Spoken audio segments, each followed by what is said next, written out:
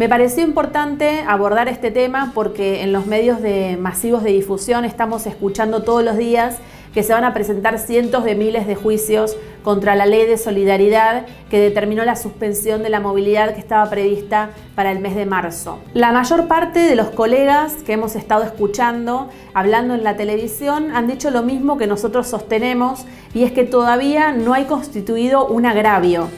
En términos generales, lo que sabemos es que los jubilados y pensionados que cobran por ANSES tenían una movilidad garantizada para el primer semestre que es del 28%. Y cuando decimos devengada, lo que estamos diciendo es que la tienen en el bolsillo. Con lo cual, suspender la ley de movilidad casi los últimos días hábiles del año, cuando el semestre ya había transitado, con lo cual la movilidad ya estaba devengada, es abiertamente inconstitucional. Y esto no es la primera vez que se hace, ni es la primera vez que va a ser declarado inconstitucional por la justicia. Tengamos presente que desde el año 57, que se incorpora el artículo 14 bis en la Constitución Nacional, se establece que las jubilaciones y las pensiones tienen que ser móviles. La Constitución no establece cuál es el índice de ajuste, solamente establece que las jubilaciones y las pensiones tienen que tener algún grado de movilidad que les permita conservar el poder adquisitivo. Como ustedes saben, la primera ley general de jubilaciones y pensiones la tenemos en el año 69. Tenemos la ley 18037, que es para relación de dependencia, y la 18038, que es para los trabajadores autónomos. Y ahí se prevé una movilidad, que es las jubilaciones van a seguir el crecimiento de los salarios. Ahora, ¿qué pasa? Entre el 69 y el 74 comienza una crisis económica como las tantas que tuvimos, y en el año 74 el gobierno le dice a la Secretaría de Comercio, que era la encargada de medir ese índice, que deje de medirlo. Entonces no había forma de subir las jubilaciones porque no teníamos el índice con el cual incrementarlas. La consecuencia de este primer atropello a los derechos de los jubilados fue el famoso fallo Chocobar. Lo que pasa es que la Corte ordena un ajuste en ese momento, en ese fallo, que no era del todo importante en relación a lo que los jubilados estaban perdiendo en términos de poder adquisitivo. Pero las cosas se podían poner peor, porque en el año 91 se dicta la ley de convertibilidad.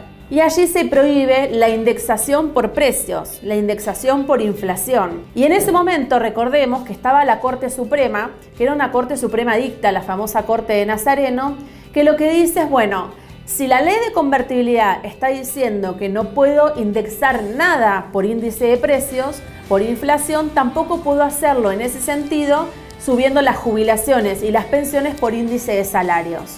Es decir, traspolan la prohibición de indexar por precios, por salarios, a jubilaciones y pensiones. Recordemos que cuando asume la presidencia Néstor Kirchner, una de las primeras cosas que hace es justamente reformar la Corte Suprema.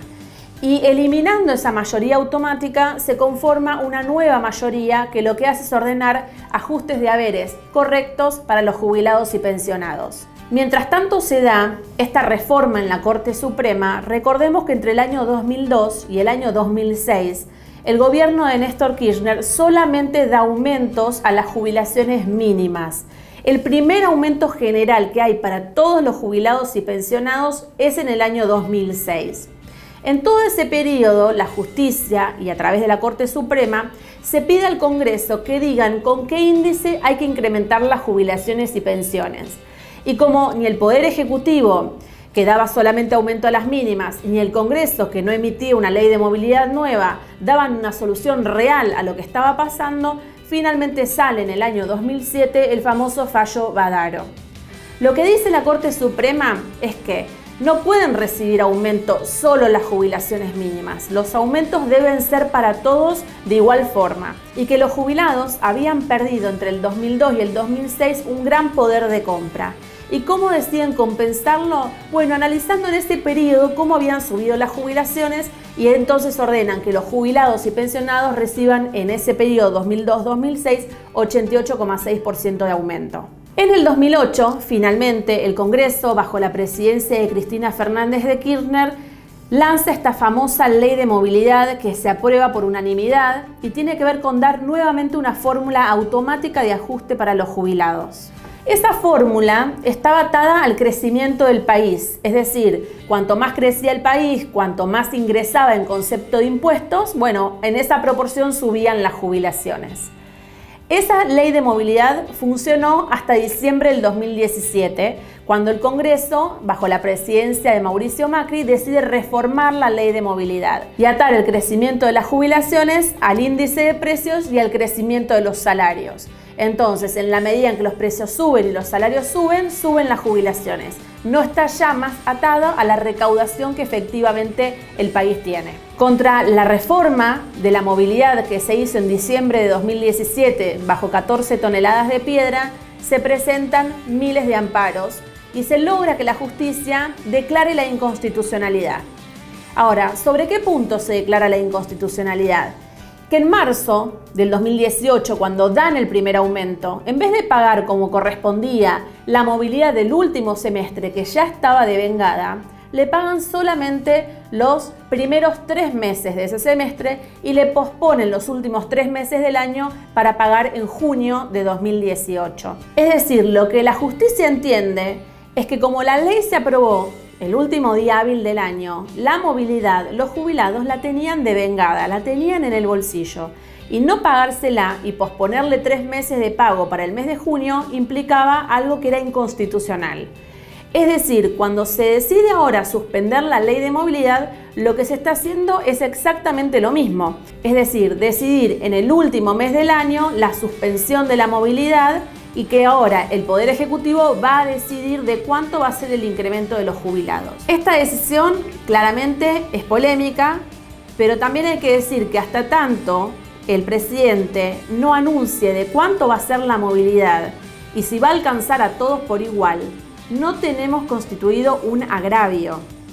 Cuando el presidente, los primeros días de febrero, decida de cuánto va a ser el aumento y si va a ser un monto fijo para todos los jubilados, configurando que algunos no van a recibir el 11,5 que les corresponde, recién ahí se va a poder presentar un amparo en la justicia solicitando la inconstitucionalidad. Desde el año 69, que tenemos la primera Ley General de Jubilaciones y Pensiones, hasta hoy, cada enmienda, cada reforma que se ha hecho no en un consenso global multisectorial, sino en general entre gallos y medianoche, afectando derechos adquiridos.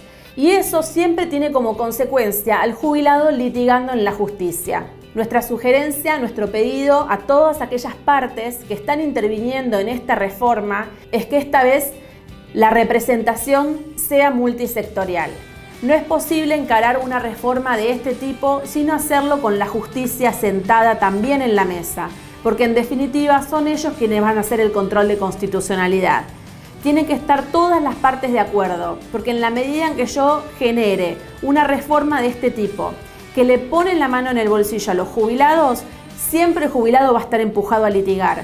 Obviamente teniendo en cuenta que estadísticamente solo 1 de cada 10 jubilados hace juicio para reclamar lo que les corresponde. Como conclusión, le pido a mis colegas que tengan presente esto, que llevemos tranquilidad a los jubilados, que ellos entiendan que no los dejarán sin movilidad, sino que por el momento no les darán la movilidad que ellos tenían en claro que les correspondía.